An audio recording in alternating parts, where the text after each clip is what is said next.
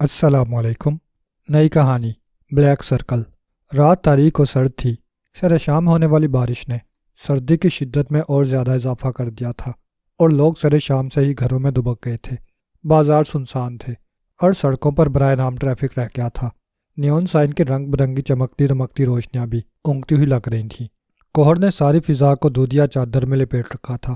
آسمان پر بادلوں کے پرے جمع تھے اور بھیگی ہوئی یک بستہ ہوا اس بات پر دلال تھی کہ کسی بھی لمحے بارش دوبارہ شروع ہو سکتی ہے۔ دور کہیں کسی ٹاور کے گھنٹے کی آواز تاریک اور سرد فضا میں گونجی تھی، جو رات کے 12:30 بجنے کا اعلان کر رہا تھا۔ جیسے ہی گھنٹے کی آواز معدوم ہوئی، سوسائٹی کی طرف سے آنے والے روڈ پر کسی کار کی ہیڈ لائٹس چمکی۔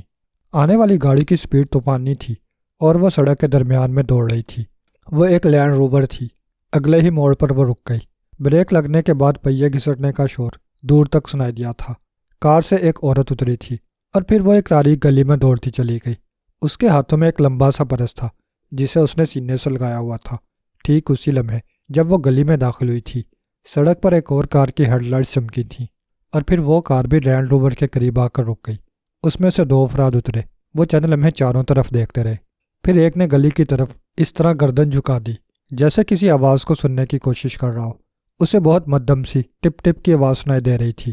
یقیناً یہ آوازیں گلی میں دوڑنے والی عورت کے سینڈلوں کی تھیں۔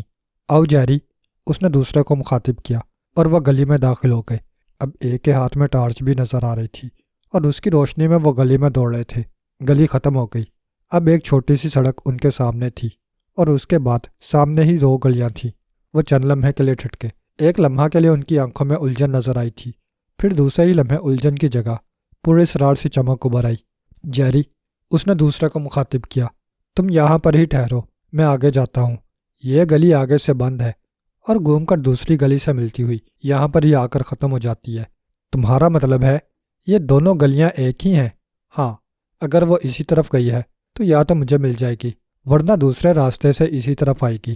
ٹھیک ہے، جاؤ، میں یہاں موجود ہوں، جیری نے دوسرے ساتھی سے کہا اور وہ گلی میں داخل ہو گیا۔ اب وہ دوڑ نہیں رہا تھا۔ اس کے ہاتھ میں دبی ہوئی ٹارچ کی روشنی ایک ایک مکان کے دروازے پر پڑ رہی تھی اور وہ چوکنے انداز میں جائزہ لیتا ہوا آگے بڑھا تھا۔ گلی ختم ہو کر دائیں طرف مڑ گئی۔ وہ اسی طرف گھوم گیا۔ 5 منٹ بعد وہ جیری کے پاس تھا۔ کیا ہوا وکرم؟ جیری نے اسے آتے دیکھ کر پوچھا۔ پتہ نہیں، سالی کہاں غائب ہو گئی ہے؟ گلی میں نہیں ملی؟ مل جاتی تو خالی ہاتھ کیسے آتا؟ وہ جلائے ہوئے لہجے میں بولا۔ کہاں جا سکتی ہے؟ آؤ سڑک پر آگے دیکھتے ہیں، ہو سکتا ہے وہ گلیوں میں داخل ہونے کی بجائے آگے ہی دوڑ گئی ہو، وکرم نے کہا اور وہ دونوں آگے بڑھنے لگے۔ ٹارچ انہوں نے اب بھی روشن کی ہوئی تھی اور اس سے راستے کے دونوں حصوں کو دیکھتے ہوئے چل رہے تھے۔ اگر وہ نکل گئی تو باس زندہ نہیں چھوڑے گا، جیری نے کہا۔ یہی تو مصیبت ہے، وہ کسی کی ناکامی برداشت نہیں کرتا۔ ارے وہ کیا؟ جیری کے منہ سے نکلا۔ سڑک کے کنارے ایک کپڑا پڑا تھا۔ وکرم نے ٹارچ کی روشنی اسی پر مرکوز کر دی۔ یہ ایک شال تھی، سرخ رنگ کی گرم شال۔ وہ اسی طرف گئی ہے، جیری کے منہ سے نکلا۔ ہاں تم صحیح کہہ رہے ہو، وکرم نے کہا۔ یہ شال اسی کے جسم پر تھی۔ آؤ اب ہم اسے پکڑ لیں گے، جیری بولا اور وکرم شال اٹھا کر سیدھا ہو گیا۔ اب وہ دونوں دوڑ رہے تھے۔ ان کی نگاہیں چاروں طرف کا جائزہ لے رہی تھیں۔ اچانک کافی دور ایک ہیولا سا ایک دکان کے سائے سے نکل کر دوڑتا نظر آیا۔ وکرم نے ٹارچ کا رخ اسی طرف کر دیا۔ فاصلہ زیادہ تھا اس لیے وہ اسے صاف نہیں دیکھ سکتے تھے، مگر ٹپ ٹپ کی آوازوں نے انہیں یقین دلا دیا کہ دوڑنے والی ان کی مطلوبہ عورت ہے۔ وہی ہے، جیری کے منہ سے نکلا تھا۔ اب بچ کر کہاں جائے گی سالی؟ وکرم نے سڑک پر تھوک پھینکا اور وہ دونوں پوری قوت سے دوڑنے لگے۔ ہر لمحے وہ آگے دوڑنے والے ہیولے سے قریب ہوتے جا رہے تھے۔ اچانک آگے دوڑنے والا ہیولا ایک گلی میں مڑ گیا۔ جب وہ اس گلی میں پہنچے تو ٹپ ٹپ کی آواز معدوم ہوتی جا رہی تھی۔ وہ ایک بار پھر دوڑنے لگے۔ عورت تو جیسے چھلاوا تھی، کبھی ان کو نظر آ جاتی اور کبھی نظروں سے اوجھل ہو جاتی۔ وہ دونوں پاگلوں کی طرح اس کا تعاقب کر رہے تھے۔ گلیوں در گلیوں اور سڑکیں عبور کرتے ہوئے وہ اس جگہ سے خاصی دور نکل آئے تھے جہاں گاڑیاں چھوڑی تھیں۔ وہ رہی، جیری ایک بار پھر چلایا تھا۔ سڑک کے کنارے کنارے وہ جان توڑ کر بھاگ رہی تھی، مگر اب اس کے قدم لڑکھڑا رہے تھے۔ گولی مار دو سالی کو، وکرم جھلائے ہوئے لہجے میں بولا۔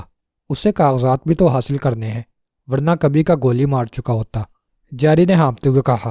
وہ لمحہ بلمحہ قریب سے قریب تر ہوتے جا رہے تھے۔ اچانک لڑکی ایک عمارت میں داخل ہو گئی۔ وہ اس سے قریب ہی تھے جب وہ اس عمارت میں داخل ہوئے۔ تو عورت صرف 2 سیڑھیاں چڑھی تھیں۔ ان کو گھستے دیکھ کر اس نے صرف ایک بار پلٹ کر دیکھا تھا، پھر تیزی سے 2 سیڑھیاں اور چڑھ گئی، مگر تیسری سیڑھی چڑھنا اس کے مقدر میں نہ تھا۔ جیری کے ہاتھ میں دبے ہوئے ریوالور سے شعلہ نکلا اور اس کی کمر میں ڈوب گیا۔ عورت کے منہ سے دلخراش چیخ نکلی اور وہ پھسل گئی۔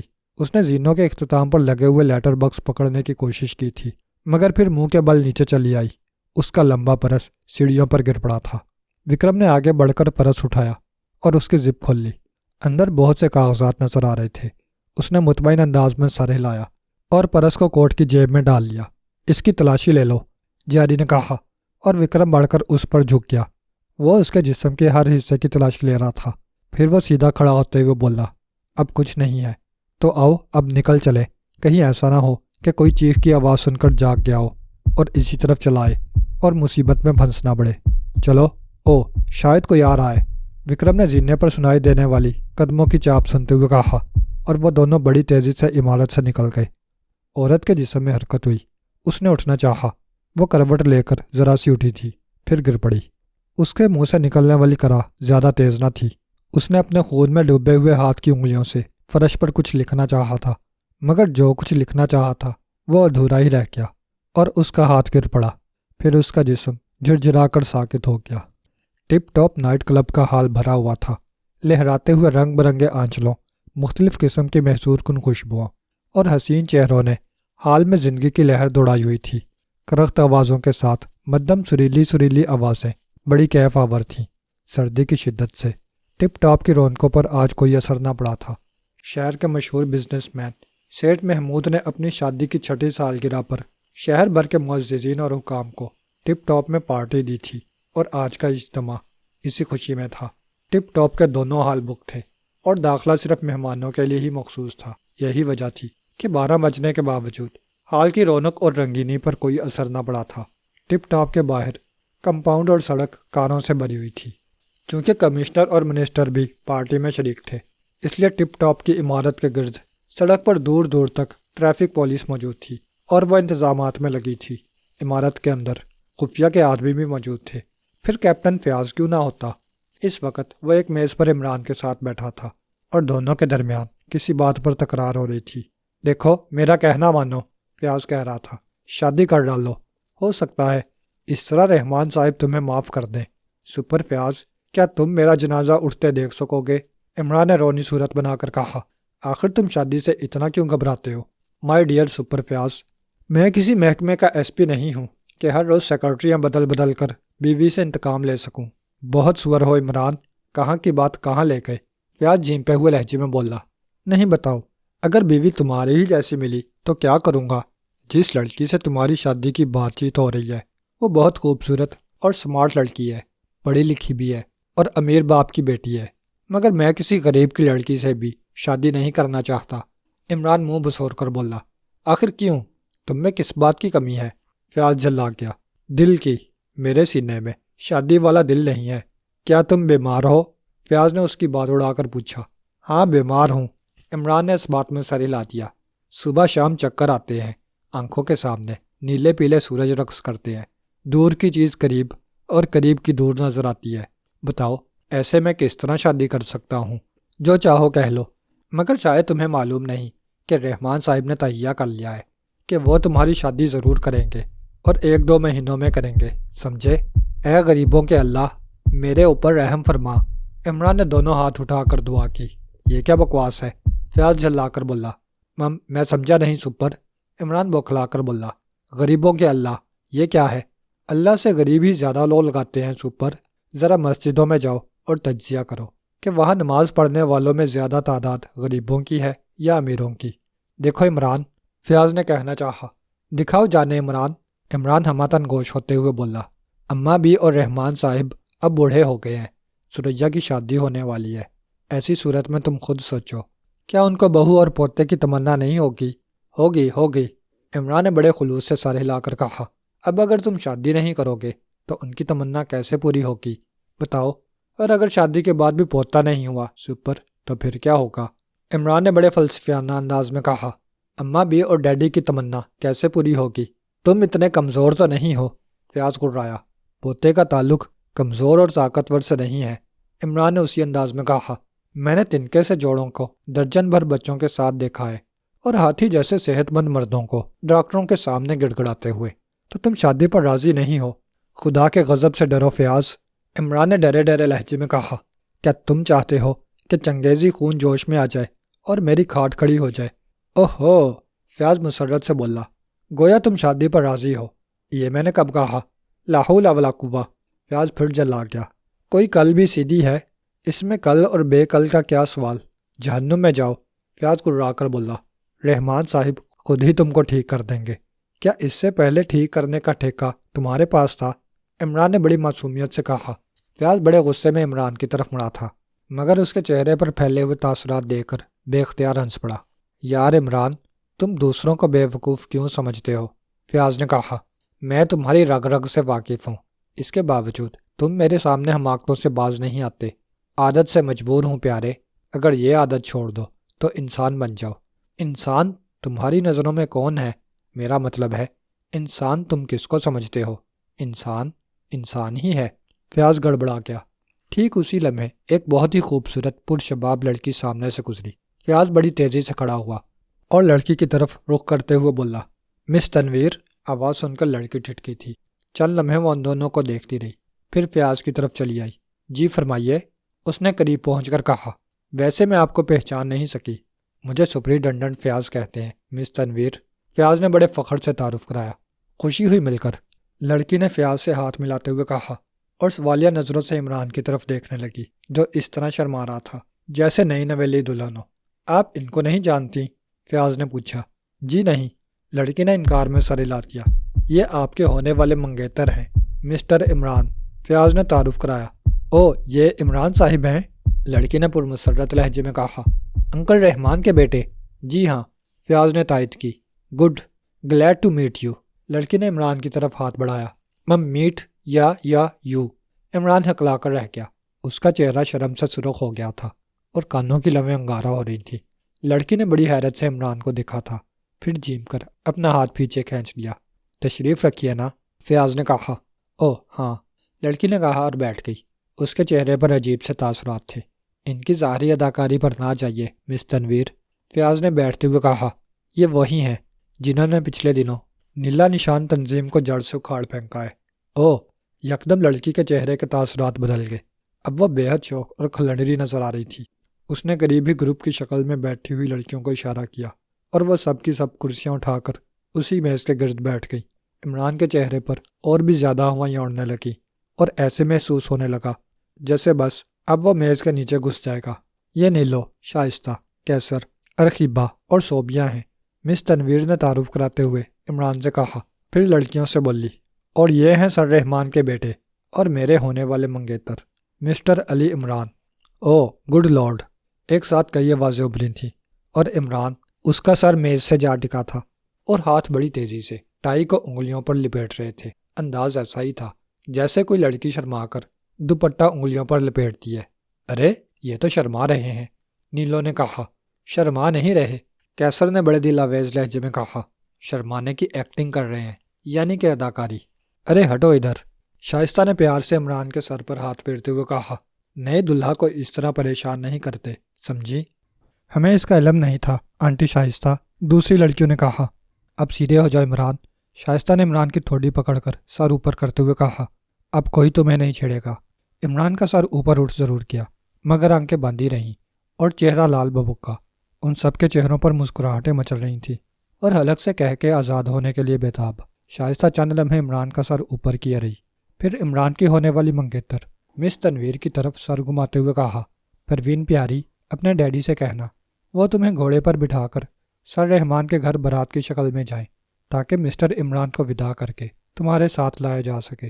واقعی، مس تنویر، جسے پروین کہہ کر مخاطب کیا گیا تھا، اچھل کر بولی، بڑا گڈ آئیڈیا ہے۔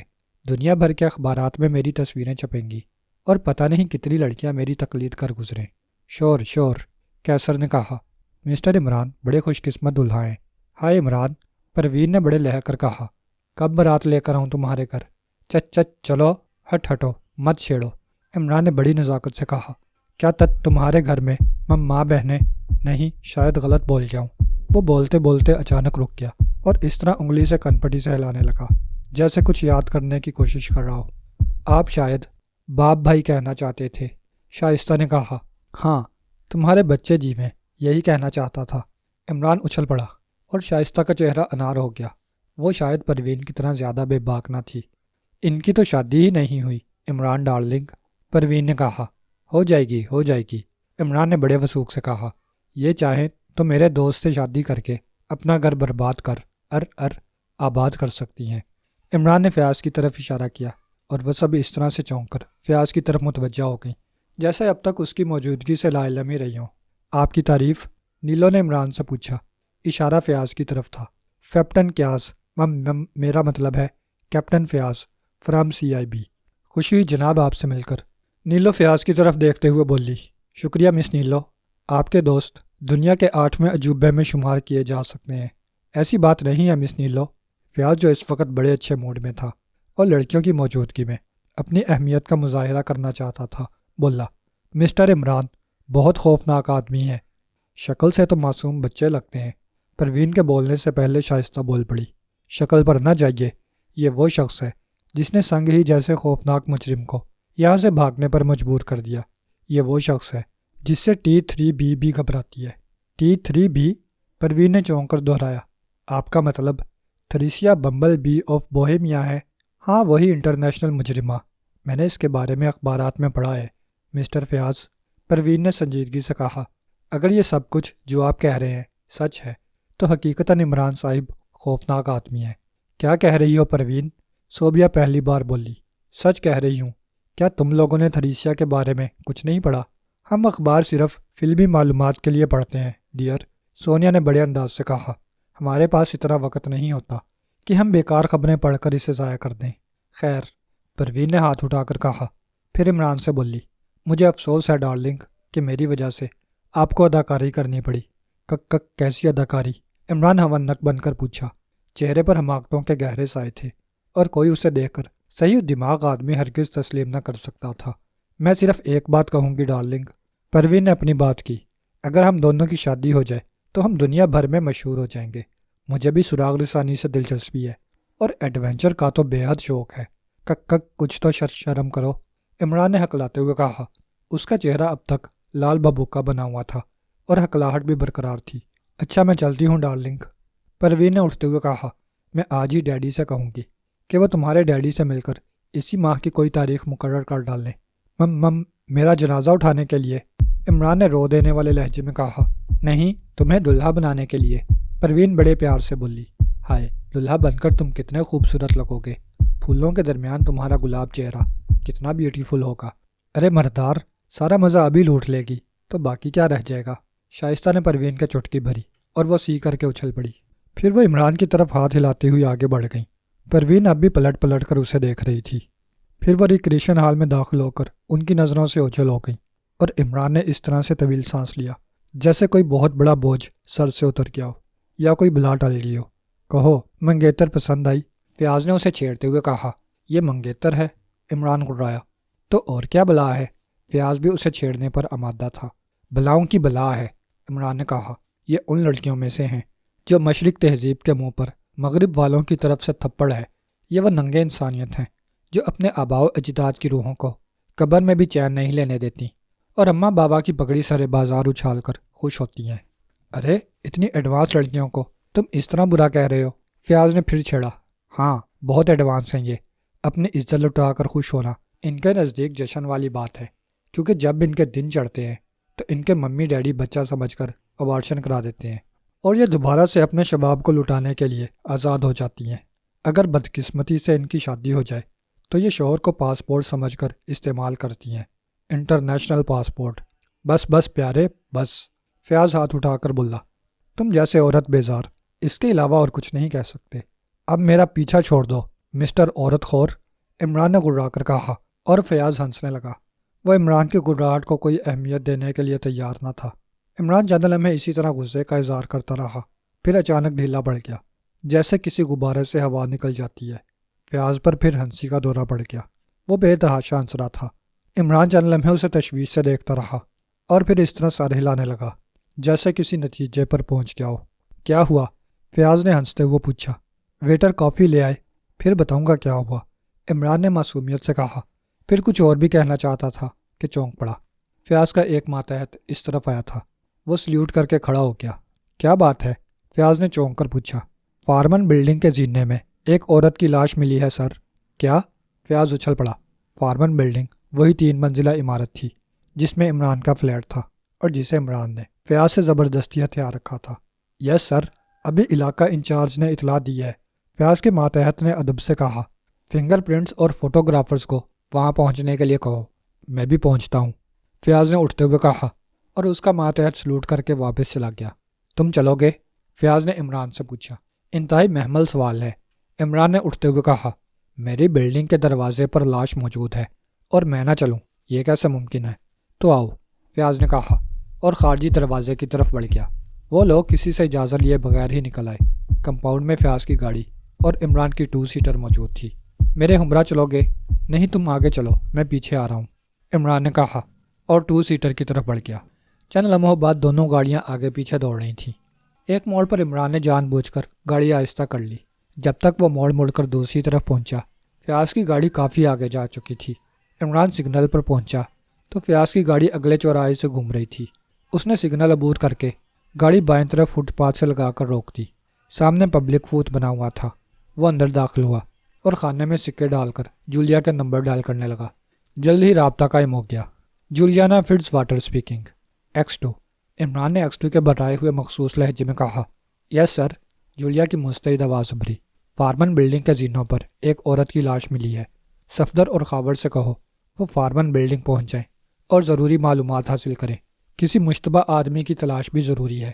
فارمن بلڈنگ؟ جولیا نے دہرایا۔ غالباً اسی بلڈنگ میں عمران کا فلیٹ ہے۔ غالباً نہیں، حقیقتاً، عمران نے سرد لہجے میں کہا۔ وہ ٹپ ٹاپ کلب میں سید محمود کی طرف سے دی گئی پارٹی میں ہے۔ ہو سکتا ہے اسے ابھی اس کی خبر نہ ہو سکی ہو۔ میں ابھی دونوں کو مطلع کر دیتی ہوں۔ اپنے آپ کو مشکوک کیے بغیر کام کرنا اور عمران کی نظروں سے بھی بچنا ہے۔ پھر تو میک اپ کرنا ہوگا جناب، کیونکہ عمران سیکرٹ سروس کے تمام ممبران کو پہچانتا ہے۔ ٹھیک ہے، رپورٹ مجھے صبح مل جانی چاہیے، عمران نے کہا اور جواب سنے بغیر ہی سلسلہ منقطع کر کے دوبارہ 2 سیٹر میں آ بیٹھا۔ اس کے فلیٹ والی بلڈنگ کے پاس کافی رونق تھی۔ سڑک کا یہ حصہ بلاک کر دیا گیا تھا اور 2 کاروں کا رخ عمران کے فلیٹ کے زینوں کی طرف کر کے ہیڈ لائٹس روشن کر دی گئی تھیں۔ اس طرح وہاں کافی سے زیادہ روشنی ہو گئی تھی اور عمران پولیس والوں کی نقل و حرکت آسانی سے دیکھ سکتا تھا۔ اس نے 2 سیٹر بلڈنگ کے قریب ہی روکی تھی۔ رات کے 2 بج چکے تھے، اس لیے آس پاس سناٹا ہی تھا۔ ایک آدھ فلیٹ کی کھڑکی میں کوئی نظر آ رہا تھا۔ گاڑی سے اتر کر عمران زینوں کی طرف بڑھا۔ وہاں موجود پولیس والے شاید اسے جانتے تھے کیونکہ انہوں نے عمران کو نہ روکا۔ زینوں کے پاس ہی فیاض کھڑا تھا۔ کئی آفیسر اور تھے، وہ سب ایک عورت کی لاش کے گرد کھڑے تھے۔ عمران کو دیکھ کر فیاض نے ہاتھ ہلایا تھا، پھر بولا، کہاں رہ گئے تھے تم؟ سارجنٹ نے پکڑ لیا تھا، عمران نے مسمسی صورت بنا کر کہا۔ لاش کو دیکھو، فیاض نے اس کی بات نظر انداز کی اور عمران لاش پر جھک گیا۔ ہیڈ لائٹس کی روشنی لاش پر ضرور پڑ رہی تھی مگر اس کا ایک حصہ تاریکی میں تھا۔ فیاض کے اشارے پر 2-3 ٹارچیں اس پر روشنی ڈالنے لگیں۔ فیاض جائزہ لیتا رہا۔ وہ کسی جوان عورت کی لاش تھی۔ عمر کا اندازہ اس نے 18 اور 22 کے درمیان لگایا تھا۔ چہرہ بہت خوبصورت بھی تھا اور کشش انگیز بھی۔ اس کی کمر کے نیچے خون ہی خون پھیلا ہوا تھا۔ تلاشی لی؟ عمران نے اٹھتے ہوئے فیاض سے پوچھا۔ نہیں، فنگر پرنٹس والوں اور فوٹوگرافرز کا انتظار ہے۔ لو وہ آ گئے، عمران نے باہر ایک گاڑی رکتے دیکھ کر کہا۔ وہ لوگ باہر آ گئے۔ فنگر پرنٹس والوں اور فوٹوگرافرز نے 20 منٹ میں کام ختم کر لیا تھا۔ مقتول عورت کے لباس سے کوئی چیز نہ مل سکی تھی۔ سر، ایک چیز قابل غور ہے، انچارج نے فیاض سے کہا۔ وہ کیا؟ مرنے والی نے اپنے خون سے ایک نامکمل دائرہ بنایا ہے۔ شاید وہ قاتلوں کے بارے میں کچھ لکھنا چاہتی تھی مگر لکھ نہ سکی۔ آؤ دیکھتے ہیں، فیاض نے کہا اور عمران بھی اس کے ساتھ ہی بڑھ گیا۔ عورت کا ایک ہاتھ تاریک رخ پر تھا۔ انچارج نے اس طرف ٹارچ کی روشنی ڈالی اور فرش پر ایک جگہ اشارہ کیا۔ مقتولہ کے خون سے ایک نصف دائرہ بنا ہوا تھا اور ایک لمبی سی لکیر کھینچی ہوئی تھی، جیسے لکھنے کی کوشش کرتے ہوئے ہاتھ پھسل گیا ہو اور موت نے اسے دوبارہ لکھنے کی مہلت نہ دی ہو۔ عمران نے بھی اسے دیکھا اور سر ہلا کر رہ گیا۔ اس کے چہرے پر فکر مندی کے تاثرات ابھر آئے تھے مگر جب وہ فیاض کی طرف مڑا تو دوبارہ اس کے چہرے پر حماقتوں کا سایہ پڑ چکا تھا۔ فیاض چند لمحے اسے دیکھتا رہا، پھر بولا، تمہارا کیا خیال ہے؟ کس بارے میں سپر فیاض؟ عمران نے انجان بن کر پوچھا اور فیاض بھنا گیا۔ مقتولہ کے بارے میں، فیاض نے ضبط کرتے ہوئے کہا۔ اس وقت وہ عمران سے الجھنا نہیں چاہتا تھا کہ کہیں عمران کوئی بے تکا جملہ بول دے اور اس کی بے عزتی ہو۔ کافی خوبصورت عورت تھی، میں اس کی خوبصورتی کے بارے میں نہیں پوچھ رہا تھا، فیاض غرایا۔ پھر جہنم میں جاؤ، فیاض نے جلائے ہوئے لہجے میں کہا اور ماتحتوں کو لاش کے بارے میں ہدایتیں دینے لگا۔ عمران لا تعلق سا بنا کھڑا تھا۔ پھر لاش اٹھتے ہی وہ فیاض سے بولا، یار فیاض، نیند آ رہی ہے۔ پھر فیاض کا لہجہ پھاڑ کھانے والا تھا۔ عمران جماہی لیتا ہوا بولا، میں چلا۔ جہنم میں جاؤ، فیاض بھنا کر بولا، وہاں تو تمہارے ساتھ ہی جاؤں گا۔ عمران زینوں کی طرف بڑھتے ہوئے بولا، فی الحال میں فلیٹ جا رہا ہوں، پتی اور دودھ ختم ہو چکا ہے، چینی برسوں سے نہیں ہے، سمجھے؟ میں کیا کروں پھر؟ فیاض کا غصہ کم نہیں ہوا تھا، اس لیے پہلے سے بتا رہا ہوں کہ کہیں تم ناشتے کے لیے فلیٹ کا رخ نہ کر بیٹھو۔ اور پھر سلیمان آج کل ویسے ہی تم سے خار کھاتا ہے۔ سمجھ لوں گا، فیاض بولا۔ اس کا بس نہیں چل رہا تھا، ورنہ وہ عمران کی بوٹیاں نوچ لیتا۔ عمران اس سے لاپرواہ ٹاٹا کے انداز میں ہاتھ ہلاتا ہوا زینے چڑھتا چلا گیا۔ 2 گھنٹے سے برسنے والی موسلادھار بارش نے شہر کا سارا نظام پلٹ کر رکھ دیا تھا۔ سڑکیں ندی نالے بن گئی تھیں، جگہ جگہ رکشہ، ٹیکسیاں اور بسیں کھڑی نظر آ رہی تھیں۔ بادلوں کی گرج، بجلی کی چمک اور تیز موسلادھار بارش نے شام کا سارا حسن غارت کر کے رکھ دیا تھا، اور اب ہر طرف محیب تاریکی چھائی ہوئی تھی۔ تاریکی کی اس چادر میں بجلی کی چمک بار بار شگاف ڈال رہی تھی۔ سڑکیں اور بازار بارش شروع ہوتے ہی ویران ہونے لگے تھے، اور تیز بارش ہونے تک ہر طرف ویرانی چھا گئی تھی۔ سٹریٹ لائٹ کی روشنیاں اور نیون سائن کی رنگ برنگی روشنیاں بھی غائب تھیں، مگر اس بھیانک ماحول، اس طوفانی بارش اور اس خراب موسم میں بھی ہوٹل الاسکا کا حال بھرا ہوا تھا۔ زندگی اپنی پوری تابانیوں کے ساتھ ہلکورے لے رہی تھی۔ گو کہ شہر بھر میں بجلی کا رابطہ منقطع ہو چکا تھا، مگر الاسکا میں روشنی تھی، اور یہ روشنی الاسکا کے اپنے جنریٹر سے پیدا ہو رہی تھی۔ ریکریشن ہال کے کونے والی میز پر 4 مرد اور ایک عورت بیٹھے وسکی کے گھونٹ بھر رہے تھے۔ ان پانچوں کے درمیان کسی بات پر بحث ہو رہی تھی۔ بحث زیادہ تر چاروں مرد ہی کر رہے تھے، البتہ لڑکی کبھی کبھی اس میں حصہ لے لیتی تھی۔ مگر انشورنس کرانے سے مجھے کیا فائدہ ہوگا؟ چاروں میں سے ایک مرد کہہ رہا تھا۔ یہ عورت کا ساتھی تھا، شکل و صورت سے اس بازار کا بروکر لگتا تھا۔ اس کے چہرے پر گھنی مونچھیں تھیں اور جبڑے بھاری۔ تمہارے دل درد دور ہو جائیں گے، دوسرا مرد بولا۔ یہ کلین شیف تھا، مگر کلمیں بڑی بڑی اور بھویں گھنی تھیں۔ وہ کیسے؟ لڑکی کے ساتھی نے پھر پوچھا۔ اول یہ کہ انشورنس ہو جانے کے بعد پریمیم کی جو رقم بنے گی وہ تم کو اپنی جیب سے نہیں دینا پڑے گی، بلکہ جتنی رقم پریمیم کی بنے گی اتنی ہی رقم میں تمہیں ادا کروں گا۔ بولو، فائدہ ہوا یا نہیں؟ یہ فائدہ تو ہوا، لڑکی کے ساتھی نے کہا، مگر چند 100 روپوں سے کیا بنے گا؟ چند 100 نہیں مسٹر جمال، دوسرے آدمی نے کہا، پریمیم کے مساوی رقم ہر ماہ تم مجھ سے دفتر آ کر حاصل کر سکتے ہو۔ یہ تمہاری مستقل آمدنی ہوگی۔ گڈ گڈ، وہ لڑکھڑاتے لہجے میں بولا۔ اور کیا فائدہ ہوگا؟ جب تمہاری ساتھی کی جوانی اور شباب ساتھ چھوڑ چکے ہوں گے تو یہ انشورنس کی رقم تمہاری بن جائے گی، اور اس بڑی رقم سے تم عیش کر سکو گے۔ بیمہ کتنی رقم کا ہوگا؟ جتنا تم چاہو گے، 1 لاکھ، 2 لاکھ، 3 لاکھ۔ اس نے جمال کو لالچ دیا اور وہ کسی سوچ میں پڑ گیا۔ اور مجھے کیا ملے گا مسٹر؟ عورت نے پوچھا۔ تم اگر ہمارے ساتھ رہو تو ایک معقول رقم روزانہ تم کو مل سکتی ہے، اور کھانا پینا اس کے علاوہ۔ تم صرف 3 ہی رہو گے یا مجھے 3 سے زیادہ کی خدمت کرنی پڑے گی؟ عورت نے پوچھا۔ فی الحال تو ہم 3 ہی ہیں، آگے کی اوپر والے کو پتہ ہے۔ اگر تم 3 ہی ہو تو 500 روپے روزانہ لوں گی۔ بولو، کیا کہتے ہو؟ پہلے انشورنس کا فیصلہ ہو جائے، پھر بات کریں گے۔ جس طرح تم لوگ میرا بیمہ کر رہے ہو، کیا اسی طرح جمال کا نہیں کر سکتے؟ کیوں نہیں کر سکتے؟ اس نے چونک کر کہا۔ پھر تم جمال کا بھی بیمہ کر ڈالو، عورت نے کہا، اس طرح میں بھی فائدہ اٹھا سکوں گی۔ کیا کہتی ہو شمسا کی بچی؟ جمال بگڑے ہوئے لہجے میں بولا۔ نہیں، شمسا صحیح کہہ رہی ہے، گھنی بھووں والا نے اسے کچھ اور کہنے سے روک دیا۔ اس طرح ایک طرف تمہاری آمدنی ڈبل ہو جائے گی اور دوسری طرف بیمہ کی رقم دوگنی۔ میں بیمہ نہیں کراتا صاحب لوگوں، جمال نے انکار میں گردن ہلائی۔ اگر چاہو تم شمسا کا معاوضہ دے کر اسے رات کے لیے لے جا سکتے ہو۔ کیوں؟ بیمہ کیوں نہیں کرا رہے؟ گھنی بھووں والے نے چونک کر پوچھا۔ جمال کے انکار سے اس کے ماتھے پر ہلکی سی پریشانی کی جھلک پیدا ہو گئی تھی۔ مجھے اس میں کالا کالا نظر آ رہا ہے، جمال نے کہا۔ وہ کیا؟ تیسرے نے پوچھا۔ بیمہ ایجنٹ پریمیم کی رقم لیا کرتے ہیں، دیا نہیں کرتے، جمال نے اپنی دانست میں گویا بہت بڑا اعتراض اٹھایا تھا۔ बस इतनी सी बात, घनी भवों वाले के साथी ने कहा। यह इतनी सी बात नहीं है, जमाल ने कहा। तुम लोग किस खुशी में अपने पास से प्रीमियम जितनी रकम देकर नुकसान उठा रहे हो? दरअसल हमारी कंपनी का ये साल का आखिरी महीना है।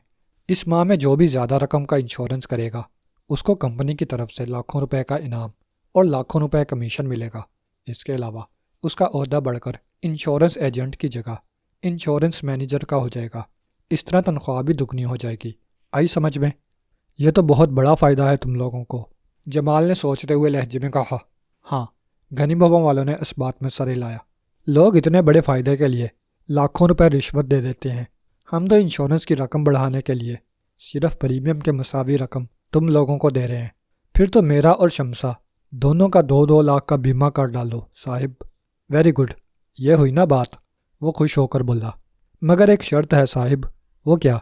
2-2 लाख पर प्रीमियम कितना बनेगा? तकरीबन 500 के लगभग। मैं 1000 रुपये माहवार लूँगा। बोलो मंजूर है? जमाल ने मौका से फ़ायदा उठाते हुए अपनी शर्त पेश कर दी और वह दोनों सोच में पड़ गए।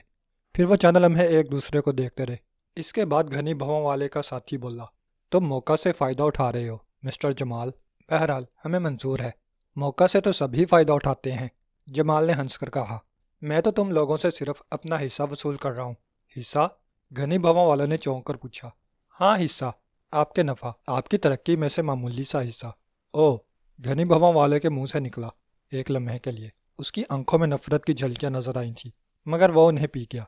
उसका साथी जमाल को कीना तोज निगाहों से घूर रहा था। निकालिए फॉर्म और कर डालिए बीमा, जमाल ने कहा। कागजात हर वक्त साथ नहीं रहते, तो फिर कब करोगे बीमा? जमाल के चेहरे पर मायूसी फैल गई। आज ही तुम्हें हमारे साथ हमारे ठिकाने पर चलना होगा। बिल्कुल चलूंगा, जमाल ने शमसा की तरफ देखते हुए कहा। उसके चेहरे पर छाने वाली मायूसी अचानक छट गई थी और वह खुश नज़र आने लगा था। तुम्हारा ठिकाना कहाँ है? शमसा ने पूछा। मेरा मतलब है हमें कहाँ तक चलना होगा। घबराने की कोई बात नहीं है, घनी भवन वाले ने कहा। हम जहाँ भी चलेंगे वापस अलास्का ही आएंगे। ये हमारा मुस्तकिल ठिकाना है। तुमने अपना नाम अब तक नहीं बताया दोस्त, जमाल ने पूछा। तुमने पूछा ही कब था? बहरहाल मुझे सईद कहते हैं, घनी भवन वाले ने कहा। और ये मेरे साथी प्रताप सिंह हैं। एक तरह से हम दोनों पार्टनर हैं। चले मिस्टर सईद, जमाल बोला। 2 मिनट ठहरिए, सईद ने कहा और मेज़ से उठ गया। उसकी वापसी में 15 मिनट लगे थे। अब उसके हाथों में 2 बंडल से थे। चलिए, सईद ने आते ही कहा और वो दोनों उठ गए। पता नहीं बिल का क्या बना। शायद सईद ने बिल अदा कर दिया था। वो बरामदे में आ गए। बारिश तकरीबन ख़त्म हो चुकी थी और शहर में रोशनी नज़र आ रही थी। स्ट्रीट लैंप्स की रोशनियाँ ऊँगती महसूस हो रही थीं। सर्द हवा का एक झोंका उनके जिस्मों से टकराया और वह फरेरी लेकर रह गए। पार्किंग में उनकी गाड़ी मौजूद थी। वो पांचों उसमें सवार हो गए। शमसा पिछली सीट पर जमाल के बराबर बैठी थी। गाड़ी सड़क पर निकल आई। जगह जगह पानी नजर आ रहा था। सड़क के नशेबी हिस्से अब भी नदी बने हुए थे और उनमें गाड़ियां फंसी हुई थीं। ड्राइविंग सईद कर रहा था। वो उन सड़कों को इस्तेमाल कर रहा था जो ऊंचाई पर थीं और शहर से हटकर किनारे किनारे शादाब नगर जाने वाली हाईवे से जा मिलती थीं। फिर उनकी गाड़ी शहर से बाहर निकल आई और वह चौंक पड़े। जमाल शाने उचका कर रह गया, जबकि शमसा खौफ महसूस करने लगी थी। ये हम कहाँ चल रहे हैं? उसने सईद के कंधे पर हाथ रखते हुए पूछा। अपनी रिहाइशगाह पर, सईद ने इत्मीनान से जवाब दिया। तुम्हारी रिहाइशगाह शहर से बाहर है? शमसा ने खौफजदा लहजे में पूछा। हाँ, शायद मैं बताना भूल गया हूँ। मेरी फैक्ट्री शहर से बाहर हाईवे पर वाक़ है। उसी में रिहाइश भी है। ओह, शमसा के मुंह से निकला। फिर उसने जमाल के कान में सरगोशी की। मुझे डर लग रहा है। खामोश रहो, जमाल ने उसे झिड़क दिया और वह सहम कर रह गई। दरअसल वो तवाइफ न थी, एक ऊंचे घराने की लड़की थी, मगर उसकी माँ के इंतकाल के बाद उसके बाप ने सारी रकम जायदाद और कारोबार अयाशी में उड़ा दिया। फिर एक रात शराब के नशे में वो अपने चंद दोस्तों के साथ घर आया। वो रात कोठी में उनकी आखिरी रात थी और सुबह बैंक उसे नीलाम करने वाला था। वो रात उसकी ज़िंदगी की भयानक तरीन रात साबित हुई थी। उसी रात ने उसे इस डगर पर डाला था। उस रात उसके बाप के शराबी दोस्तों ने, जो सब के सब शहर के मुअज़्ज़िज़ीन और मालदार लोग थे, उसको ज़बरदस्ती खिलौना बना लिया। वो चीखती रही, चिल्लाती रही, मगर उसके बाप ने मदद के लिए गूंजने वाली उसकी आवाज़ को शराब के जाम में डुबो दिया। जब उसने देखा कि खुद उसके बाप की मर्जी भी इसमें शामिल है, तो वह सदमे से बेहोश हो गई। ये तो उसे बाद में मालूम हुआ था कि उस रात की दरिंदगी के लिए उसके बाप को कई हज़ार रुपये मिले थे। फिर यह रोज़ का मामूल बन गया। वो आते और उसे भिंभोड़ने लगते थे। वो सर्द लाश की तरह उनके रहमो करम पर पड़ी रहती। مگر کب تک؟ چوتھے دن اس کا باپ شراب کے نشے میں ٹرک سے ٹکرا گیا اور وہ اکیلی رہ گئی۔ جمال اس کے نئے گھر کے قریب ہی رہتا تھا اور اس نے دم دلاسا دے کر اسے اپنے ساتھ رہنے پر مجبور کر دیا، اور وہ سب کچھ جانتے بوجھتے اس کے ساتھ رہنے لگی۔ آخر اسے کسی کا سہارا تو چاہیے تھا نا، اور آج اس بات کو 7 سال گزر چکے تھے۔ اس 7 سال میں وہ ہزاروں ہاتھوں کا کھلونا بنی تھی، اور 22 سال کی عمر میں 70 سالہ عمر کی عورت سے زیادہ تجربہ کار بن گئی تھی۔ اب شہر میں ان کا ایک فلیٹ تھا، اور وہ روزانہ کسی نہ کسی مالدار آدمی کو دوست بنا کر فلیٹ لے جاتی تھی، اور اسی طرح ان کا گزارا ہو رہا تھا، اور وہ اسی زندگی میں رنگ گئی تھی۔ شہری آبادی ختم ہونے کے بعد بھی گاڑی چلتی رہی۔ تقریباً 10 میل نکل آنے کے بعد سعید نے گاڑی سڑک سے کچے میں اتار دی اور پھر ایک عمارت کے کمپاؤنڈ میں اسے لے جا کر روک دیا۔ گاڑی رکتے ہی شمسہ کا خوف دو چند ہو گیا تھا۔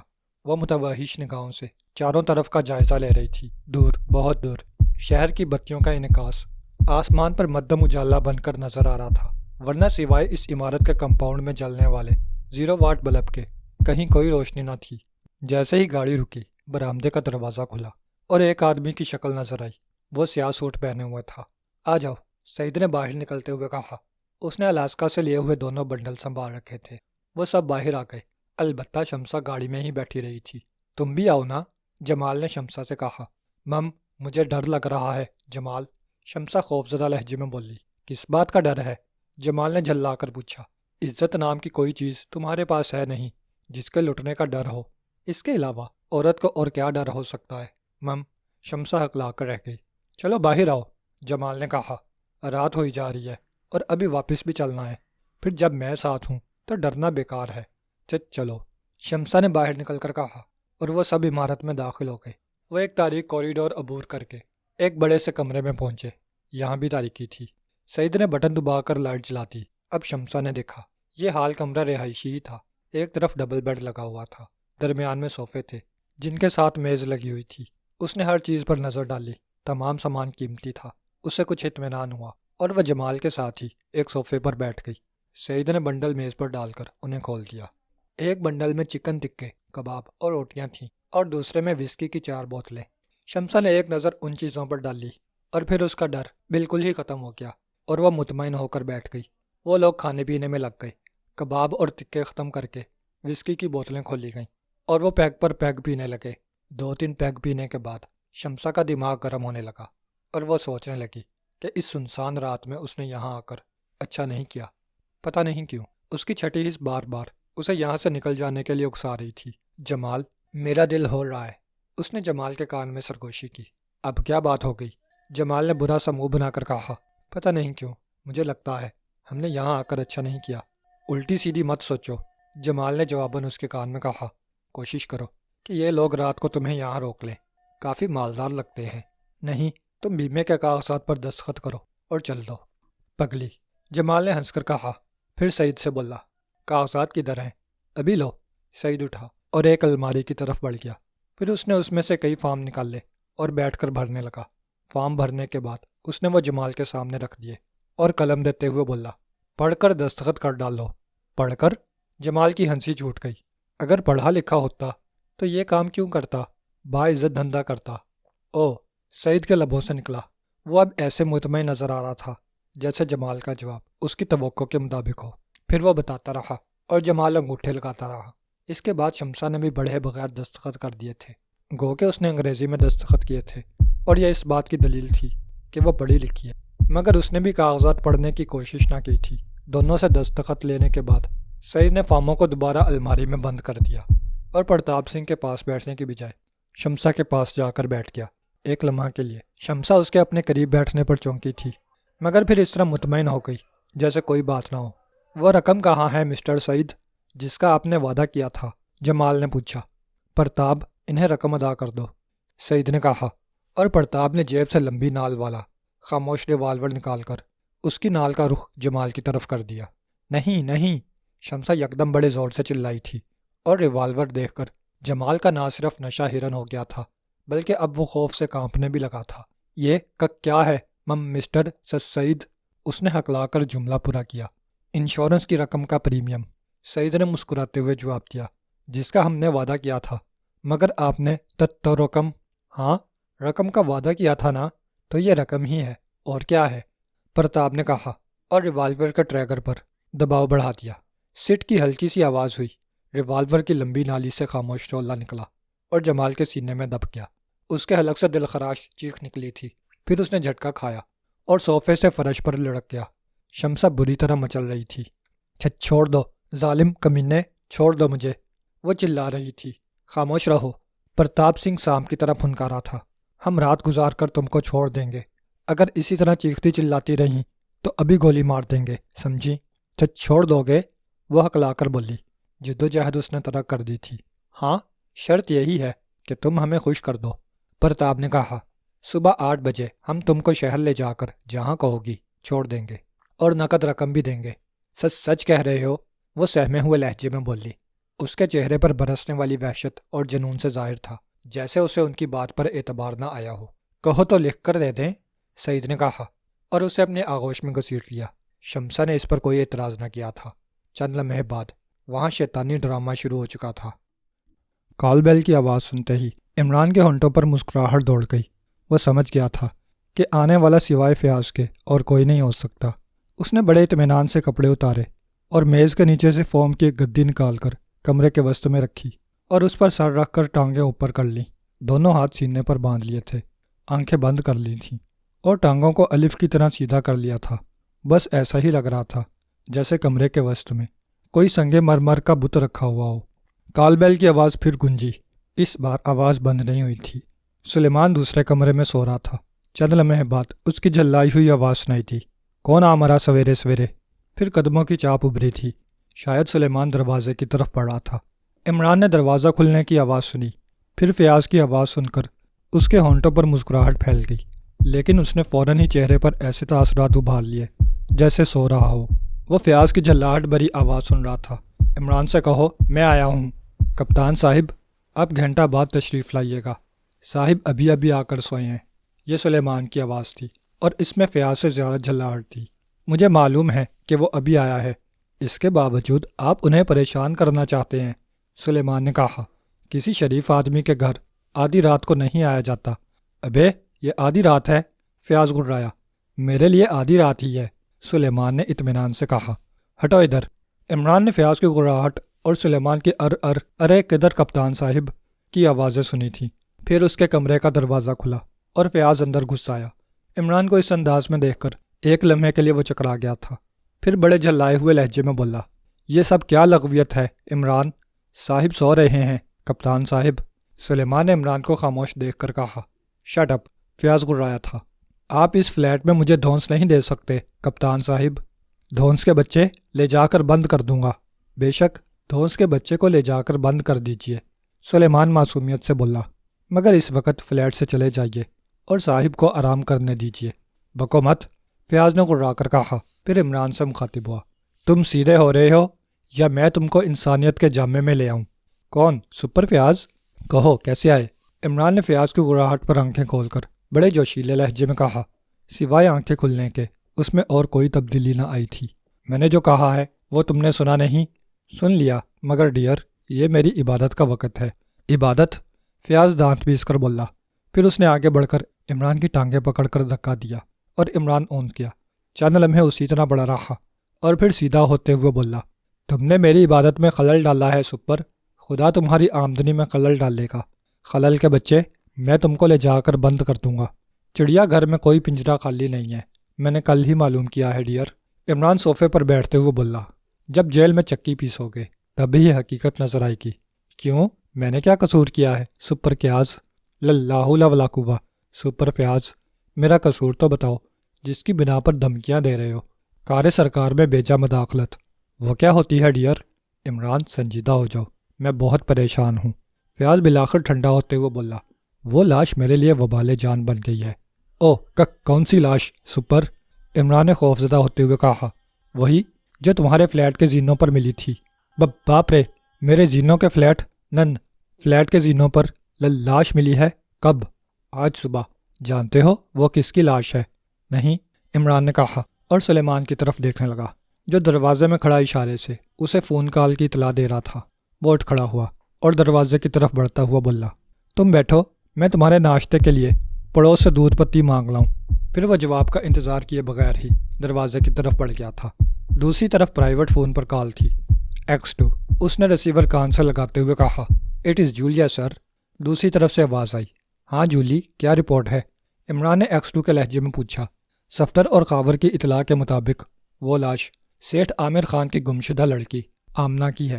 آپ کو یاد ہوگا جناب، 6 ماہ قبل اس کی گمشدگی کے سلسلے میں کافی ہنگامہ ہوا تھا۔ ہاں میں سمجھ گیا، آگے کہو۔ لاش کے جسم سے کوئی چیز نہیں ملی ہے، کسی قسم کا کوئی نشان بھی پولیس کے ہاتھ نہیں لگ سکا۔ لاش کی شناخت کس طرح ہوئی؟ اس کی تصویر اخبارات میں چھپ چکی ہے۔ ہسپتال ہی میں کئی ڈاکٹروں اور نرسوں نے اس کو شناخت کر لیا تھا، پھر کیپٹن فیاض نے بھی اسے پہچان لیا، مگر ابھی تک انہوں نے سیٹھ عامر خان کو اس کی اطلاع نہیں دی ہے، اور کچھ وہاں کوئی مشتبہ آدمی نہیں ملا دور تک سوائے پولیس کے آدمیوں کے یا ایک آدھ آس پاس رہائش رکھنے والے کے جو دیکھنے کی غرض سے فلیٹ سے نکل آئے تھے، اور کوئی نہیں تھا۔ صفدر کا اندازہ ہے کہ اسے کافی دیر قبل ہلاک کیا گیا تھا اور پولیس بہت دیر میں وہاں پہنچی ہے۔ یہ وقفہ قاتلوں کے فرار کے لیے کافی تھا۔ اور کوئی خاص بات؟ ایک بات ہے، ممکن ہے وہ اہم نہ ہو۔ کہو۔ ہر غیر اہم بات اہم ہو سکتی ہے۔ لاش کے پاس ایک نصف دائرہ خون سے بنا ہوا ملا ہے، جولیا نے تفصیل بتائی۔ شاید مقتولہ کچھ لکھنا چاہتی تھی۔ اچھا ٹھیک ہے، صفدر سے کہو وہ پوسٹ مارٹم رپورٹ کی کاپی حاصل کرنے کی کوشش کرے۔ وہاں بھی اس بات کا خیال رکھنا ہے کہ کون اس میں دلچسپی لیتا ہے۔ بہت بہتر جناب، آمنہ کے بارے میں اور جو بھی تفصیل مل سکتی ہو، مجھے اس کی ضرورت پڑے گی۔ میں خاور کو اس طرف لگا دیتی ہوں۔ ٹھیک ہے، عمران نے کہا اور رابطہ منقطع کر دیا۔ پھر وہ باتھ روم کی طرف بڑھ گیا تھا۔ آدھے گھنٹے بعد وہ انسان کی جون میں فیاض کی طرف آیا تھا۔ اس کے بیٹھتے ہی سلیمان ناشتہ لے آیا تھا۔ آؤ آؤ سپر، تمہاری خوش قسمتی ہے کہ پڑوس سے دودھ پتی مل گئی۔ آتے ہوئے میں ان کے ناشتے کی تھیلی بھی پار کر لایا تھا، اس لیے اب تم کو ڈبل روٹی، مکھن اور انڈا بھی نظر آ رہا ہے، ورنہ کئی ماہ سے کڑکی چل رہی ہے۔ احمقانہ پن کی حرکتیں چھوڑ دو عمران۔ فیاض ناشتے کی طرف متوجہ ہوتا ہوا بولا، یہ بچپنا بعض اوقات کھلنے لگتا ہے۔ سمجھ گیا، عمران سعادت مندی سے بولا اور ناشتے پر پل پڑا۔ چائے کے گھونٹ بھرتے ہوئے وہ فیاض کو دلچسپ نظروں سے دیکھنے لگا، آنکھوں میں شرارت تھی۔ ہاں تمہیں لاش کے بارے میں بتا رہا تھا، فیاض نے خالی کپ میز پر رکھتے ہوئے کہا۔ بتاؤ۔ وہ لاش شہر کے 1 کروڑ پتی کی بیٹی کی ہے، فیاض نے ڈرامائی انداز میں کہا۔ سیٹھ عامر خان کی بیٹی کی، عمران نے کہا، اور فیاض چونک کر اسے دیکھنے لگا۔ تو تم جانتے ہو؟ وہ قرایا۔ اخبارات میں عرصے تک تلاش گمشدہ میں اس کی تصویر چھپتی رہی ہے، عمران نے کہا۔ اگر تم بھی غور سے اسے دیکھتے تو شناخت کر سکتے۔ میری سمجھ میں نہیں آتا کہ اس کا کون ایسا دشمن ہے جس نے اسے اغوا کیا اور پھر قتل کر ڈالا۔ احمقانہ پن کی باتیں مت کیا کرو۔ کیا کہنا چاہتے ہو؟ سیدھی بات تمہاری سمجھ میں نہیں آ رہی، عمران نے کہا۔ وہ اپنے اغوا کرنے والوں کے قبضے سے نکل بھاگی تھی، شاید ان کے بارے میں بہت کچھ جانتی تھی، اس لیے راز کھلنے کے ڈر سے اسے قتل کر ڈالا گیا۔ شاید، فیاض نے کہا، مگر وہ تمہارے پاس کیوں آنا چاہتی تھی؟ کیا مطلب ہے تمہارا؟ ظاہر ہے وہ تمہارے پاس آنا چاہتی تھی، اسی لیے تمہاری بلڈنگ کے زینوں میں قتل کی گئی، لہٰذا اب تم ہی بتاؤ گے کہ اس سے تمہارا کیا تعلق تھا؟ آدم اور حوا والا تعلق تھا۔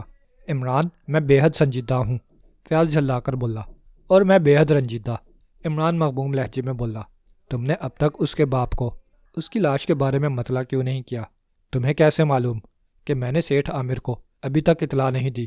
جامع جمشید ہے میرے پاس۔ تم اس دائرے اور لائن سے کیا مطلب نکالتے ہو؟ فیاض نے اس کی بات نظر انداز کی۔ شاید وہ سمجھ گیا تھا کہ اگر اس نے بحث کی تو عمران پٹری سے اتر جائے گا، اور پھر اس سے کام لینا ناممکن نہیں تو مشکل ضرور ہوگا۔ فی الحال کوئی بات سمجھ نہیں آ سکی، عمران نے کہا۔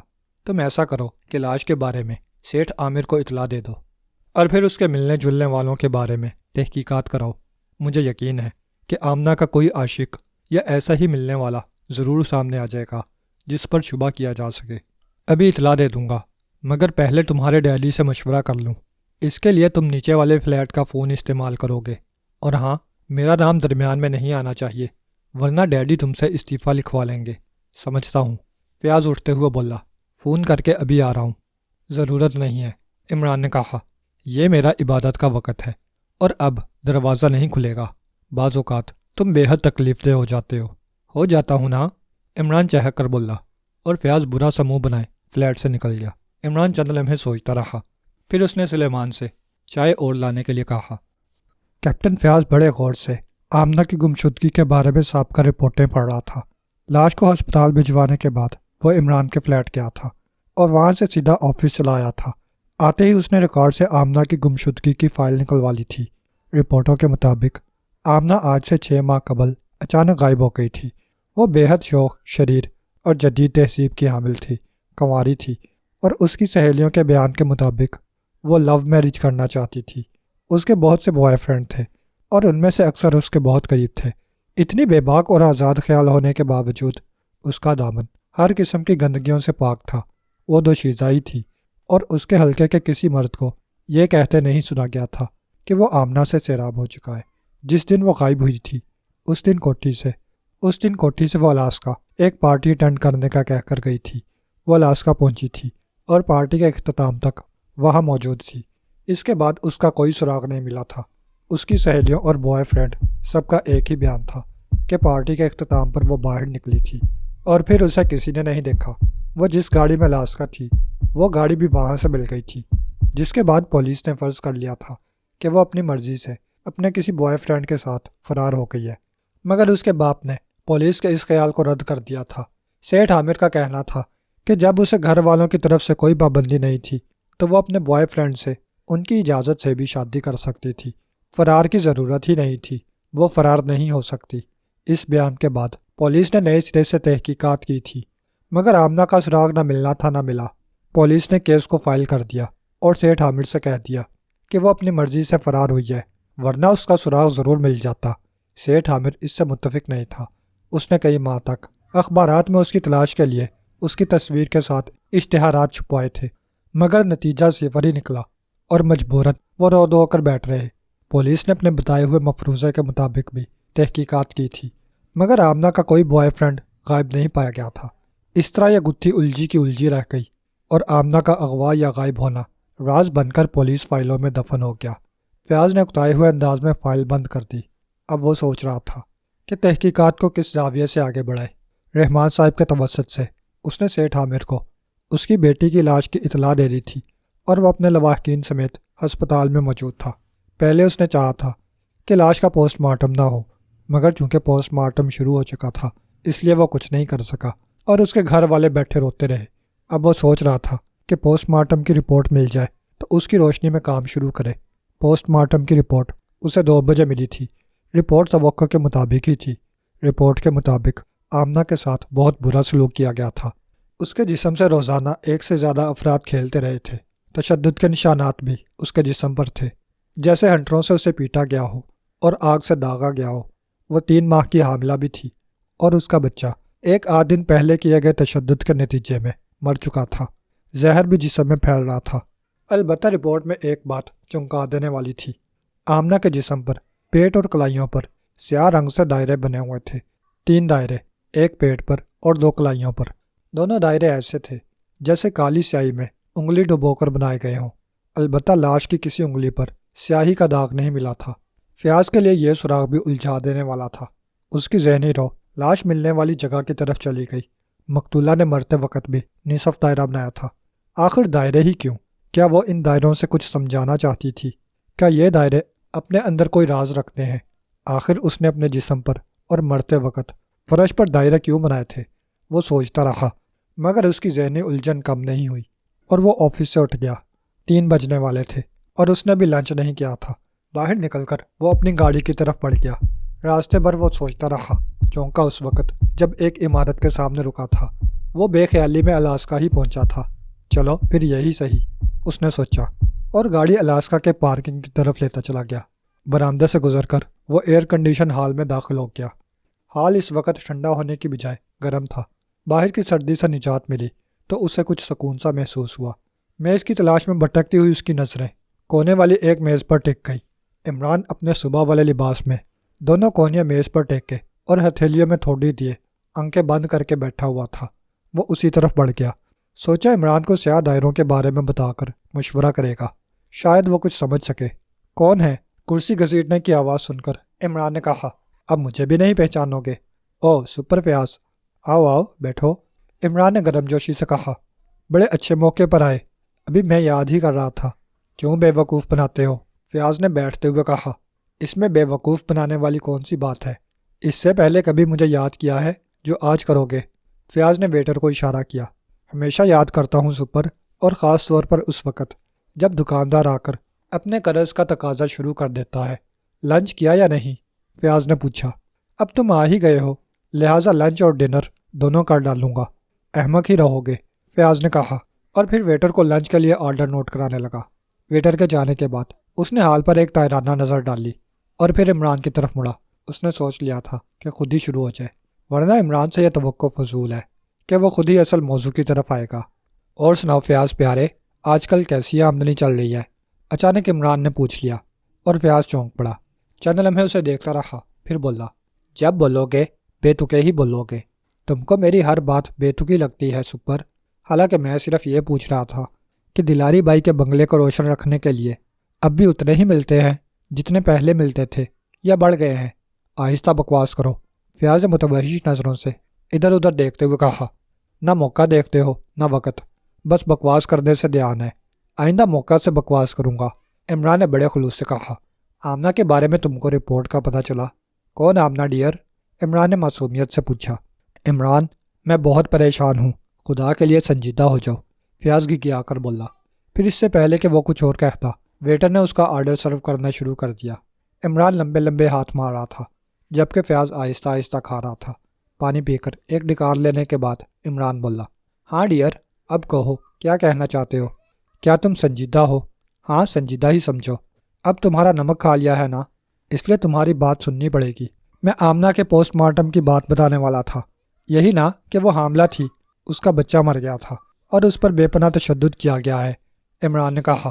ایسا ہی ہے، فیاض نے اسے گھورا۔ یہ سب تمہیں معلوم ہے؟ ہاں، رپورٹ میرے علم میں ہے۔ پھر یہ بات بھی معلوم ہوگی کہ اس کے پیٹ اور کلائیوں پر سیاہ دائرے بنے ہوئے پائے گئے ہیں؟ یقیناً، عمران نے سر ہلا دیا۔ حالانکہ اسے جولیا کی معرفت صفدر کی جو رپورٹ ملی تھی اس پر پوسٹ مارٹم کی ساری کہانی موجود تھی، مگر سیاہ دائروں کا کہیں ذکر نہ تھا۔ اب تم خود ہی سوچو، مقتولہ نے مرتے وقت بھی دائرہ بنانے کی کوشش کی تھی، اور اس کے جسم پر بھی 3 دائرے موجود ہیں۔ آخر کیوں؟ وہ دائرے کس طرف اشارہ کرتے ہیں اور ان کی کیا اہمیت ہے؟ صرف ایک سپر، اور وہ یہ کہ وہ دائرے قاتلوں کی طرف اشارہ کرتے ہیں۔ تمہارا مطلب ہے کہ ان دائروں کا قاتلوں سے کوئی نہ کوئی تعلق ہے؟ ہاں، اگر تعلق نہ ہوتا تو آمنہ کا جسم ان سے خالی ہوتا اور وہ مرتے وقت بھی دائرہ بنانے کی کوشش نہ کرتی۔ یہی باتیں اس چیز کی دلیل ہیں۔ مگر وہ دائرے قاتلوں کی طرف کس طرح اشارہ کرتے ہیں؟ آمنہ سے پوچھ کر بتاؤں گا، عمران نے معصومیت سے کہا۔ مذاق نہیں عمران، فیاض بولا، یہ بات قابل غور ہے۔ تم غور کرتے رہو ڈیئر، میں ذرا باتھ روم ہو آؤں، عمران نے کہا اور اٹھ گیا۔ چند لمحے بعد وہ ایک باتھ روم میں گھسا۔ جولیا سے ٹرانسمیٹر پر رابطہ قائم کر رہا تھا۔ It is Juliana, X2، Imran نے X2 کے مخصوص لہجے میں کہا۔ صفدر کہاں ہے؟ ابھی ہسپتال سے لوٹا تھا، میں نے اسے گھر بھیج دیا ہے۔ تمہارے ساتھی اب بہت لاپرواہ ہوتے جا رہے ہیں، عمران گڑرایا۔ کوئی غلطی ہوئی جناب، صفدر سے معلوم کرو، اس نے پوسٹ مارٹم کی رپورٹ ادھوری کیسے دی؟ کچھ رہ گیا ہے جناب، مقتولہ کے جسم پر 3 سیاہ دائرے پائے گئے ہیں۔ میں جاننا چاہتا ہوں کہ صفدر کی رپورٹ میں ان کا تذکرہ کیوں نہیں تھا؟ وہ اتنا لاپرواہ کب سے ہو گیا ہے؟ میں ابھی صفدر سے معلوم کرتی ہوں جناب۔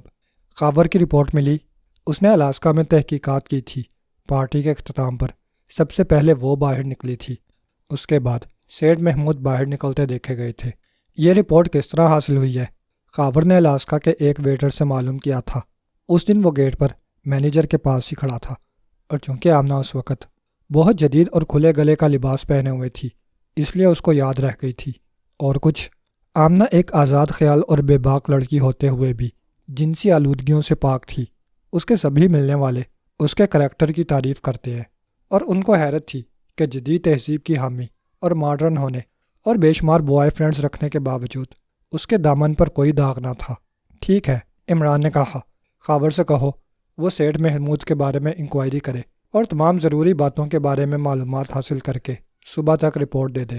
بہت اچھا جناب، عمران نے سلسلہ منقطع کیا، پھر ٹرانسمیٹر آف کر کے جیب میں رکھا، ہاتھ دھوئے اور باتھ روم سے باہر آ گیا۔ بہت دیر لگا دی؟ فیاض نے اسے دیکھتے ہی پوچھا۔ ہاں، آج کل ہاضمہ خراب ہے نا، بس، عمران کراتا ہوا کرسی پر بیٹھ گیا۔ ہاں، تو تم ان دائروں کے بارے میں کیا کہتے ہو؟ ڈیئر فیاض، میری مانو گے؟ کہو۔ تم سب سے پہلے یہاں کے ویٹروں کو اس کی تصویر دکھا کر معلومات حاصل کرو۔ یہ معلوم ہونا انتہائی ضروری ہے کہ آخری مرتبہ وہ کس کے ساتھ دیکھی گئی تھی۔ یہ سب معلومات پہلے کی جا چکی ہے، فیاض نے کہا۔ میں ابھی وہیں رپورٹیں پڑھ رہا تھا۔ اچھا، پھر تم مجھ سے کیا چاہتے ہو؟ اس کیس میں میری مدد کرو۔ وہ سیٹھ عامر خان محکمے کو ہلا کر رکھ دے گا۔ اچھا ٹھیک ہے، میں کوشش کروں گا۔ میں مطمئن ہو جاؤں عمران، اپنے طور پر بھی ہاتھ پیر مارتے رہو، حرکت میں برکت ہوتی ہے سپر۔ فیاض نے سر ہلا دیا۔ وہ کھا جانے والی نگاہوں سے عمران کو گھور رہا تھا۔ جاتے ہوئے بل دیتے جانا۔ میرے پاس کچھ نہیں ہے، فیاض گھرایا تھا۔ کیوں میری بے عزتی کرانا چاہتے ہو؟ کہہ جو دیا کہ میں بل نہیں دوں گا، میرے پاس فالتو رقمیں نہیں ہیں۔ نہیں ڈیئر، ایسا نہیں کہتے، عمران نے چمکارتے ہوئے کہا۔ ابھی تم نہ صرف بل کی رقم دو گے بلکہ 1000 مجھے بھی بطور قرض دو گے۔ 1000 جوتے تو دے سکتا ہوں، مگر فیاض نے کہنا چاہا۔ جوتے تم کو ہی مبارک ہوں ڈیئر، مجھے تو سکہ رائج الوقت درکار ہوگا۔ اب میں مزید بے وقوف نہیں بن سکتا عمران، فیاض نے کھڑے ہوتے ہوئے کہا۔ تب پھر دلاری بائی کو فون کرنا پڑے گا۔ عمران گویا خود سے مخاطب تھا۔ فیاض دھم سے کرسی پر گر پڑا۔ وہ قہر آلود نگاہوں سے عمران کو گھور رہا تھا۔ بلیک میل کرو گے؟ توبہ توبہ سپر، عمران اپنے گال پیڑتا ہوا بولا۔ جب تم ویسے ہی دے رہے ہو تو بلیک میل کرنے کی کیا ضرورت ہے؟ لو مرو۔ فیاض نے پرس نکال کر اس میں سے 1000 کے نوٹ نکال لے اور عمران کے ہاتھ پر رکھ لیے۔ اب لنچ کا بل بھی دے دو ڈیئر۔ فیاض نے 100 کے 2 نوٹ اور بڑھا دیے، پھر اٹھتے ہوئے بولا۔ جس دن ہتھے چڑھے سب اگلی پچھلی کسر نکال لوں گا۔ ضرور ضرور، عمران نے بڑے خلوص سے اس طرح سر ہلایا جیسے فیاض اسے دھمکی نہ دے رہا ہو، دعوت کھانے کے لیے اصرار کر رہا ہو۔ پھر وہ رکا نہیں، خاموشی سے خارجی دروازے کی طرف بڑھ گیا۔ عمران نے نوٹ جیب میں ڈالے اور پھر رسٹ واچ پر نظر ڈالی۔ 5 سے کچھ اوپر ہونے والے تھے۔ اس نے ایک انگڑائی لی، پھر ویٹر سے کافی لانے کے لیے کہا اور خود کرسی کے پشتگاہ سے ٹیک لگا کر آنکھیں موند لی۔ وہ بھی سیاہ دائروں کے چکر میں تھا۔ در حقیقت سیاہ دائروں نے اسے الجھن میں مبتلا کر دیا تھا۔ ایسے لگا تھا جیسے اس نے سیاہ دائروں کے بارے میں کہیں پڑھا ہے یا کبھی کچھ سنا ہے، مگر کہاں، یہ یاد نہیں آ رہا تھا۔ وہ ذہن کو کنگال رہا تھا۔ پھر چونکا اس وقت جب ویٹر کافی رکھ کر چلا گیا۔ اس نے اپنے لیے کپ تیار کیا، پھر گھونٹ بھرنے لگا۔ ذہن اب بھی دائروں میں الجھا ہوا تھا۔ اچانک ذہن میں بجلی سی چمکی، ایک شعلہ سا لپک گیا۔ اسے یاد آ گیا کہ اس نے کب اور کہاں سیاہ دائروں کے بارے میں سنا تھا۔ اسے اپنے ایک دوست ملک کی سیکرٹ سروس کی رپورٹ یاد آ رہی تھی۔ یہ رپورٹ اس کے ایک ایجنٹ نے حاصل کر کے بھیجی تھی۔ رپورٹ کے مطابق سیاہ دائرے ایک تنظیم کا نشان تھا اور یہ تنظیم بلیک سرکل کہلاتی تھی۔ اس تنظیم کا کام منشیات کی سمگلنگ سے تھا۔ یہ یورپ میں منشیات سمگل کرنے کے بعد تمام اڈوں پر بڑے خفیہ طریقے سے سپلائی کر دیتے تھے۔ دوسرا کام ان کا بردہ فروشی کہبہ گری کا تھا، ملک ملک سے لڑکیوں کو اغوا کرنا اور ان کو کہبہ خانوں میں رکھنا یا دوسرے ملکوں میں لے جا کر فروخت کر دینا اس تنظیم کا کام تھا۔ عمران کے ذہن میں پوری رپورٹ گھوم گئی۔ اس نے سوچا، تو کیا یہ اس کے ملک میں بلیک سرکل کا کوئی گروپ قائم ہو گیا ہے؟ کیا آمنہ کے قتل میں بلیک سرکل کے لوگوں کا ہاتھ ہے؟ کیا یہ گندی تنظیم اپنے گندے کام یہاں شروع کر چکی ہے؟ یقینی طور پر ایسا ہی ہے، ورنہ آمنہ کے جسم پر 3 دائرے کیوں پائے جاتے، اور وہ بھی کالی سیاہی سے، جبکہ عموماً لوگ نیلی سیاہی استعمال کرتے ہیں۔ اس کا مطلب تھا کہ آمنہ نے اس طرح بلیک سرکل کی نشاندہی کرنے کی کوشش کی تھی، اور شاید وہ مرتے وقت اپنے خون سے دائرہ بنا کر بلیک سرکل لکھنا چاہتی تھی، مگر صرف ایک لائن بنا کر رہ گئی۔ کافی ختم کر کے اس نے ویٹر کو بلا کر بل ادا کیا اور پھر دروازے کی طرف بڑھ گیا، اس بات سے بے خبر کہ دبلا پتلا سا آدمی اسے گھور رہا ہے۔ وہ ٹہلتا ہوا پارکنگ لاٹ کی طرف بڑھنے لگا، پھر کچھ سوچ کر برآمدے سے اترتے ہوئے وہ پارکنگ لاٹ کے چوکی دار کے پاس رک گیا۔ عموماً وہ برآمدے کے پاس ہی بیٹھا رہتا تھا۔ عمران کی اس سے لیک سلیک تھی۔ اور سناؤ خان بابا، بخیریت ہو؟ ہاں صاحب جی، خیریت سے ہوں، پٹھان نے بوکھلائے ہوئے لہجے میں کہا۔ ایک کام کر دو تو۔ عمران نے جملہ ادھورا چھوڑ کر جیب سے نکالا ہوا 50 روپے کا نوٹ اسے دکھایا، پھر اس کی مٹھی میں دے کر اسے بند کرتے ہوئے بولا، مجھے ایک لڑکی کی تلاش ہے۔ اوہو، کون ہے وہ لڑکی؟ یہ ہے۔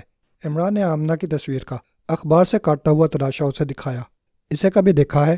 یہ آپ کی کون ہے صاحب جی؟ منگیتر، عمران نے شرماتے ہوئے کہا۔